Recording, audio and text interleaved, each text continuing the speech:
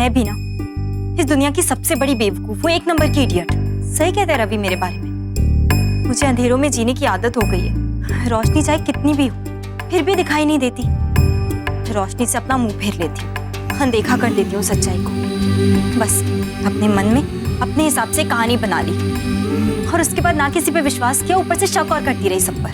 रवि ने कितनी बार कोशिश की मुझे सच बताने की, लेकिन मैं हमेशा उस पर शक करती रही और उसने मुझे कभी पलटकर जवाब भी नहीं दिया। कितनी बड़ी गलती हो गई है मुझसे, क्योंकि रवि ने जो मेरे लिए किया है वो कोई नहीं कर सकता। आज मेरी चाची की आंखों में जो खुशी के आंसू थे वो सिर्फ उसकी वजह से थे। लेकिन रवि ये सब कुछ क्यों कर रहा है? क्योंकि वो एक अच्छा इंसान है इसलिए? क्या वो फिर से मेरा भरोसा जीतना चाहता है इसलिए?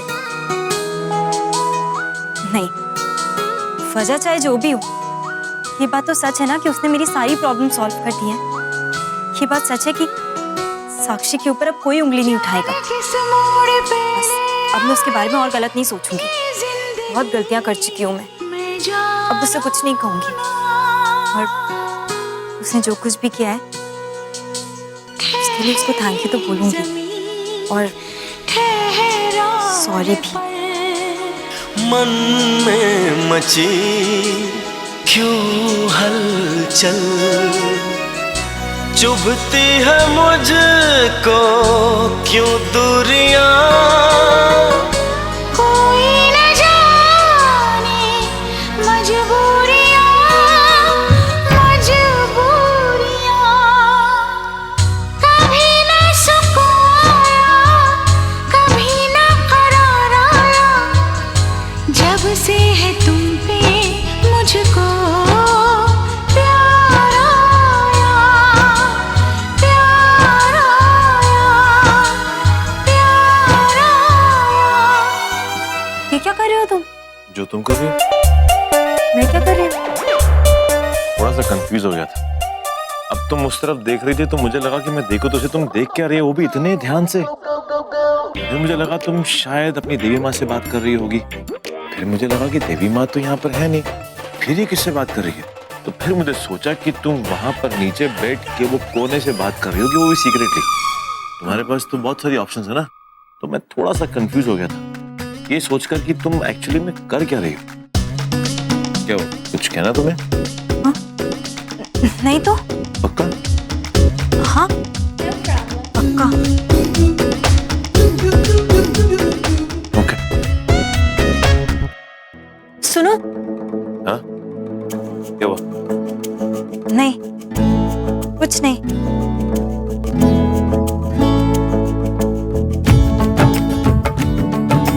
हे भगवान, अपनी गलती मान लेना इतना मुश्किल क्यों होता है?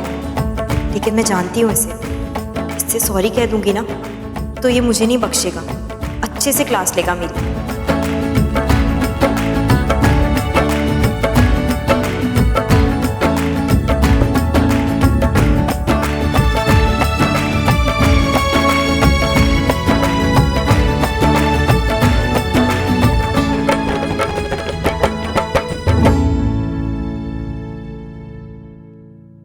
इतना अजीब क्यों बिहेव कर रही है आज?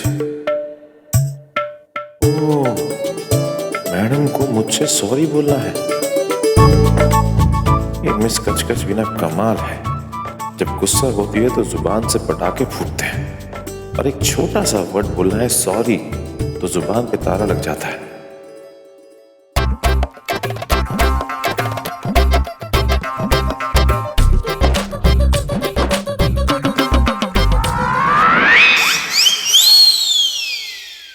क्या ऐसे घूर घूर कर क्या देख रहे हो?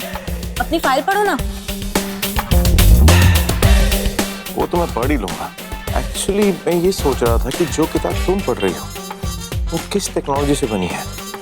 ये बहुत इंटरेस्टिंग बुक है, बहुत ही अच्छी है। आई एम श्योर इंटरेस्टिंग भी होगी, तभी तो तुम किताब को उल्टा पढ़ रही हो। या फिर तुम्हें आदत हो गई है उल्टा सोचने की या फिर उल्टा देखकर पढ़ने की।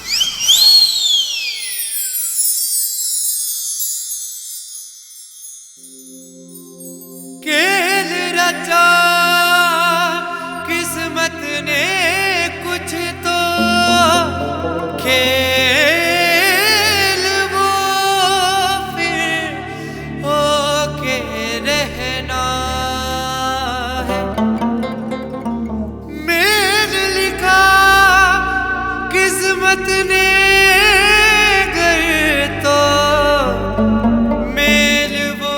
थैंक यू बोलना चाहती हो? शायद सॉरी। तुम बिना मिस कच छोटी छोटी बातों के लिए इतना परेशान हो जाती हो। इस वक्त मुझे तुम्हारे थैंक यू और सॉरी की कोई जरूरत नहीं। संभाल कर रखो। जिस दिन तुम्हें मुझ पर भरोसा होगा ना, उस दिन ये 2 मीठे बोल तुम्हारे मुंह से सुनना चाहूंगा। तब जाके मेरे दिल को चैन मिलेगा। एक दूजे की नजर से पर दूर ना रहे, जावा खुदा सदके तेरे, सदके तेरे, सदके तेरे, सदके तेरे, सदके तेरे। खेल रचा किस्मत ने कुछ तो खेल वो फिर हो के रहना है। मेल लिखा किस्मत ने कर तो मेल वो फिर हो के रहना है।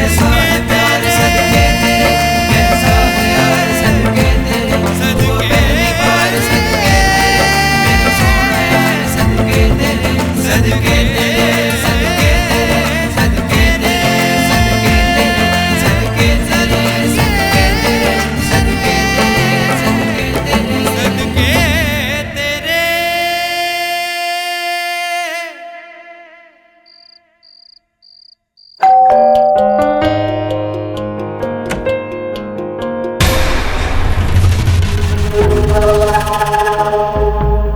चलो शुक्र है सकेत जी ने मोंटी को संभाल लिया, अब फिक्र की कोई बात नहीं। तुम कहाँ से आ रही हो? आपका मुंह क्यों लटक गया मुझे देख के? हैं? किसी और के आने का इंतजार था क्या आपको? भाई मैं समझा कि आप कमरे में हैं, बाहर से आते देखा तो चौंक गया। वैसे आजकल तुम कब और कहाँ जाती हो पता नहीं लगता। वो बथेरे काम होते हैं मुझे घर के और बाहर करने वाले। आपकी तरह सुख नहीं है मेरी जिंदगी में कि सारा दिन घर पे बैठ के मंजे और कुर्सियां तोड़ते रहो। तू इस वक्त कहाँ से आ रही है? कौन सा कॉलेज है जो इस वक्त भी खुला रहता है? दादी वो एग्जाम्स नजदीक आ रही है ना, तो इसलिए कॉलेज में एक्स्ट्रा क्लासेस थी। मैं तो ना रब से दुआ मांगती हूँ कि तू ना अपनी बहन साक्षी की तरह झूठी ना निकले। पर तेरे पे भी विश्वास करना मुश्किल ही है, क्योंकि है तो तू उसी की बहन ना, कि तू भी झूठे बहाने मार के मुझे बेवकूफ तो नहीं बना रही। आपका दिमाग तो ठीक है, आप कैसी बातें कर रही है पल्लवी से? थोड़ा अपनी उम्र उसकी उम्र का तो लिहाज करिए आप। वो दूध का जला ना छाछ को भी फूंक मार मार के पीता है। अरे देविका ने पढ़ाई करके नौकरी क्या कर ली? सबके सिर पे पढ़ाई का भूत सवार हो गया ना। इसकी बहन साक्षी ने जो पढ़ाई करके गुल खिला लिए ना, जो इसका खिलाना बाकी है, हैं? और मेरा ना अच्छा खासा मूड है, आपसे मत्था लड़ा के मैं अपना मूड खराब नहीं करना चाहती। नींद आ रही है, सोने जा रही हो, और खबरदार किसी ने मुझे डिस्टर्ब करने की कोशिश भी करी तो बता देना सबको। अब तो सब कुछ ठीक हो गया ना रेखा? और अगर अब भी तुमने टेंशन ली ना तो मैं तुम्हारी शिकायत देविका से करूंगा। अब तुम अपनी सेहत का ध्यान रखना खुद से। जी सबसे बड़ी टेंशन तो अभी सुलझानी बाकी है। हमारी विजय शादी के बारे में उन्हें कौन बताएगा, कौन मनाएगा उन्हें? उनको मनाना तो दुनिया में सबसे मुश्किल काम है। आप चाहते हैं ना शेखर जी कि मैं कोई टेंशन ना लूं, तो ठीक है, मैं कोई टेंशन नहीं लूंगी। तो फिर आप ये जिम्मेदारी खुद उठा लीजिए। अभी मैं आपको ये जिम्मेदारी देती हूँ कि आप विजय को मना लो। अब आप कैसे बात करोगे, कहाँ से शुरू करोगे, ये आप जानो, विजय जानो। मैं अपना ध्यान रखूंगी, ये मेरा प्रॉमिस है। रवि जी रवि, चाची आप इतनी अच्छी खबर लेकर आई और मेरी बेवकूफ़ी देखो। मैंने आपका मुंह भी नहीं मीठा कराया। जल्दी जल्दी में मैं मिठाई का डब्बा लेकर आया हूँ आपके लिए। इतने दिनों के बाद आपके चेहरे पर मुस्कुराहट आई थी, लेकिन इस बात की गारंटी नहीं है कि ये जो मिठाई है ना आपकी मुस्कुराहट की तरह मीठी है या नहीं, लेकिन फिर भी आप मुंह मीठा जरूर करना।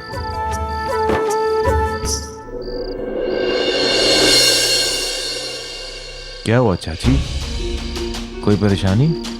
प्रॉब्लम ये है कि बीजी को इस रिश्ते के लिए कैसे मनाए, कुछ समझ नहीं आ रहा। इसमें कौन सी बड़ी बात है, मैं बात करता हूँ ना। नहीं रवि, नहीं रवि, मैं बिल्कुल नहीं चाहती हूँ कि तुम अभी कोई भी बात विजय से करो। दोबारा से मैं तुम्हारी बेइज्जती होने नहीं दे सकती। ठीक है चाची, अगर आप ये चाहती हैं तो मैं नहीं करूँगा, लेकिन प्लीज आप परेशान मत हो। बहुत दिनों के बाद आपके चेहरे पर मुस्कान आई है। ठीक है, चलता हूँ।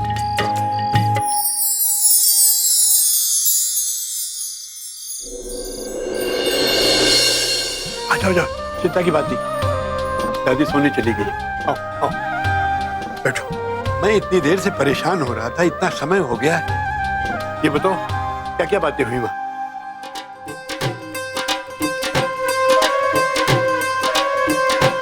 बाबूजी, सबसे पहले तो आप अपना मुंह मीठा कीजिए। तो इसका मतलब बात बन गई, वो लोग तैयार हो गए। बैठ बैठ बैठ, ये बता बातें क्या हुई वहां पर?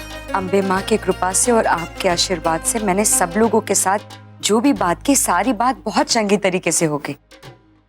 और आपको पता है, मोंटी से तो मैंने सीधे सीधे सारी बातें पूछ ली और उसने बोला कि वो शादी के लिए राजी है। अच्छा, मोंटी ने ये कहा? लेकिन भाऊजी, ये सारी बातें सिर्फ रवि की वजह से ही मुमकिन हो पाई। सच में हम सब बहुत भाग्यशाली है, हमें रवि जैसा दामाद मिला है। सच? बाबूजी, हमारे लिए रवि एक बेटे से भी बढ़कर है। ठीक कह रहा है शेखर। अच्छा,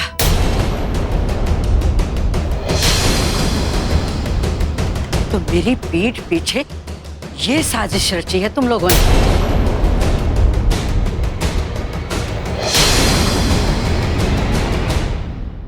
देखिए सरू जी, आप जरा बात समझने की कोशिश करिए, इसके सिवा कोई दूसरा रास्ता भी नहीं था। आप चुप रहें।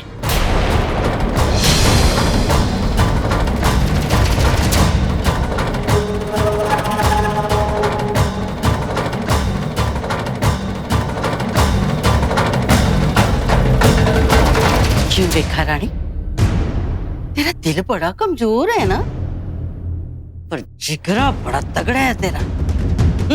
इतनी हिम्मत आती कहाँ से है तेरे में? वो भी जी, आपको सच में कोई गलतफहमी हुई है। हम सब लोग बस आपको बात बताने ही वाले थे। अच्छा, क्या बताना था मेरे को? है? क्या बताना था मेरे को? कल रात जो मैंने कहा था वो तुझे याद नहीं रहा है? मैंने साफ साफ उस मुश्तंडे रवि से कह दिया था कि यह शादी नहीं हो सकती। फिर तेरी हिम्मत कैसे हुई उन घरे वालों के घर जाके इस रिश्ते को मंजूरी देने की? है? तू होती कौन है ये फैसला करने वाली? देविका को तो तूने उस नर्क में धकेल ही दिया, अब साक्षी की जिंदगी बर्बाद करना चाहती है?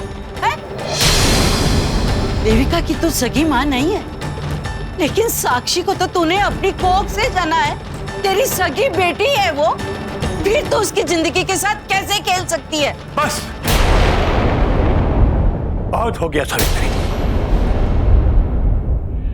अब अगर एक लफ्ज भी तुमने रेखा बहू के खिलाफ बोला तो कहूंगी, 1000 बार कहूंगी। आप तो कुछ नहीं कहेंगी आप, बिल्कुल अपनी जुबान पे लगाम दो।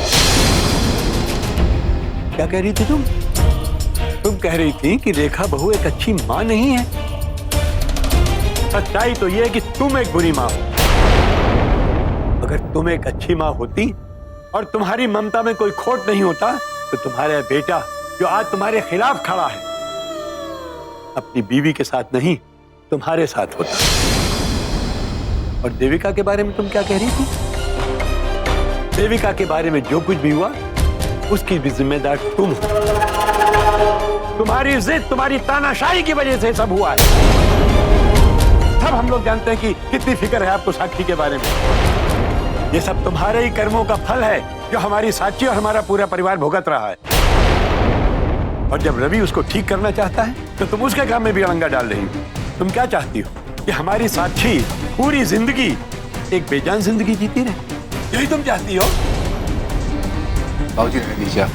शेखर, बस आज तक ये औरत हमेशा अपने फैसले सही समझ करके हम पर थोपती चली आई और इसकी जिद के आगे चाहे किसी का कोई नुकसान हो चाहे किसी का भला हो, इसको कोई फर्क नहीं पड़ता है। आज तक तेरी जिद चली और मैं उसको बर्दाश्त करता रहा ये सोच करके कि कभी न कभी तुझे अकल आएगी और तू इस बात को महसूस करेगी। लेकिन हुकूमत चलाते चलाते तू अपने पति के ऊपर भी हुकूमत चलाने लगी। मैं उसको बर्दाश्त करता रहा, मुझसे कहती रही चुप रहो, मैं खामोश खड़ा रहता रहा। इसके ये माने नहीं है कि मैं कुछ समझता नहीं। बस अब बहुत हो गया, अब ये बातें आगे बर्दाश्त नहीं होंगी। साक्षी के मामले में तुम बिल्कुल दखल नहीं दोगी और साक्षी की शादी मोंटी के साथ हो करके रहेगी।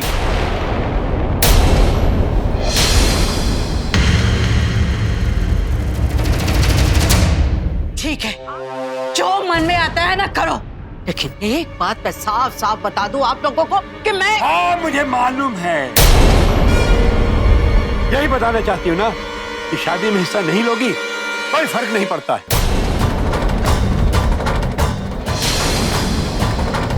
आज तक तुम्हारे सारे गलत फैसलों में हम लोग शामिल होते आए हैं, लेकिन ये जो सही फैसला हम लोगों ने लिया है, इसमें तुम शामिल होना चाहती हो या नहीं, ये तुम्हें सोचना है, समझी? बेटी, बेटी।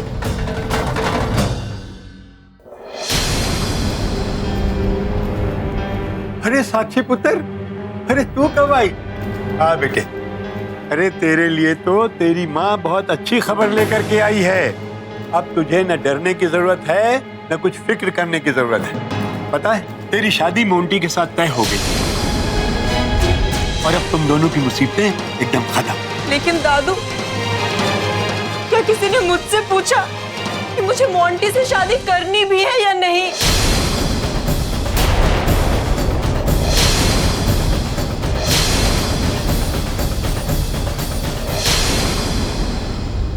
ना कहा तूने कि हम में से किसी ने तुझे पूछना जरूरी नहीं समझा।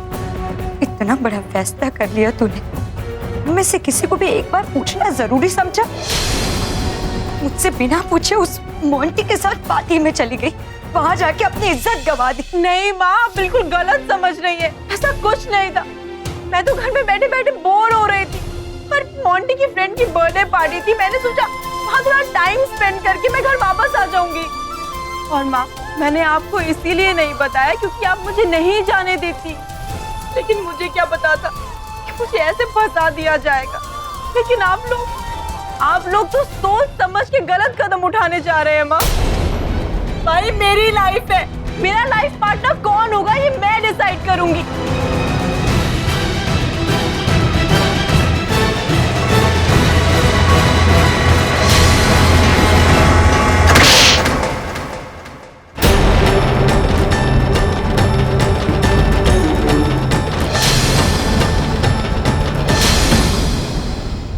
तो अब ये तेरी लाइफ हो गई और हक की बातें करने लगी है तू।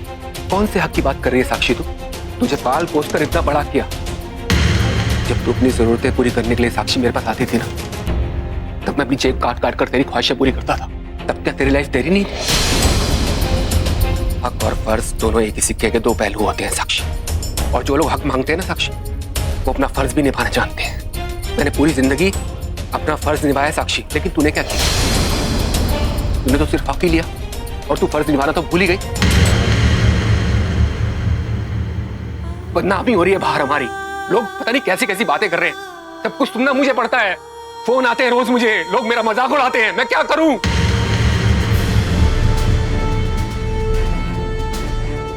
और आज तेरी लाइफ का इतना बड़ा अहम फैसला लिया किसके लिए साक्षी? किसके लिए बोल? तेरी खुशियों के लिए। और तू उल्टा हमें भूल रही है। फोन आते हैं, लोग बोलते हैं, इसका मतलब ये कि मैं गलत हूँ, मैंने ड्रग्स लिए थे। इसका मतलब ये कि मैं किसी आवारा किस्म की कैरेक्टरलेस लड़की हूँ। लोगों ने बोल दिया और आप सबने मान लिया। साक्षी, हम में से कोई भी तुझे गलत नहीं समझता है। समझने की कोशिश क्यों नहीं करती? उल्टा सब लोग मिलके तुझे इस मुसीबत से बाहर निकालने की कोशिश कर रहे हैं। इस तरीके की बदनामी जब लड़की की हो जाती है ना, तब उसके लिए कोई अच्छा रिश्ता नहीं आता। सारा समाज उसको गंदी और बुरी नजरों से देखता है, नफरत करता है उससे। और हम में से कोई नहीं चाहता कि तू जिंदगी भर रोती रहे, आंसू बहाती रहे। मुझे अपनी जिंदगी से कुछ उम्मीदें हैं, कुछ सपने हैं मेरे। ऐसे मेरे सारे सपने टूट जाएंगे माँ। मैं आपके आगे हाथ जोड़ती हूँ, प्लीज माँ। माँ, बच्चे माँ बाप से छोटा मोटा झूठ बोल देते हैं, मैंने भी बोला, मैं मानती हूँ माँ। लेकिन माँ, इसका मतलब ये तो नहीं कि आप मुझे इतनी बड़ी सजा दोगे। नहीं साक्षी, सजा तुझे नहीं, सजा तो मुझे मिली, क्योंकि मैंने तुझसे बड़ी गलती की, तुझे जन्म देके। आज तो तूने मुझे अच्छे तरीके से एक आईना दिखा दिया। अपनी माँ को, उसकी परवरिश को, उसके संस्कार को, सबको दांव पे लगा दिया। मैं इस किस्से को अभी इसी वक्त खत्म कर देती हूँ। देखा? माँ, माँ! देखा?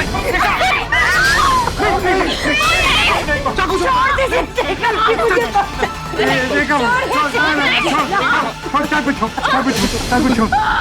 बाबूजी प्लीज मुझे मर जाने दीजिए। आज मेरी ममता पे, मुझ पे, सब पे दाग लग चुका। कुछ नहीं, ऐसा कुछ नहीं, सब ठीक हो जाएगा।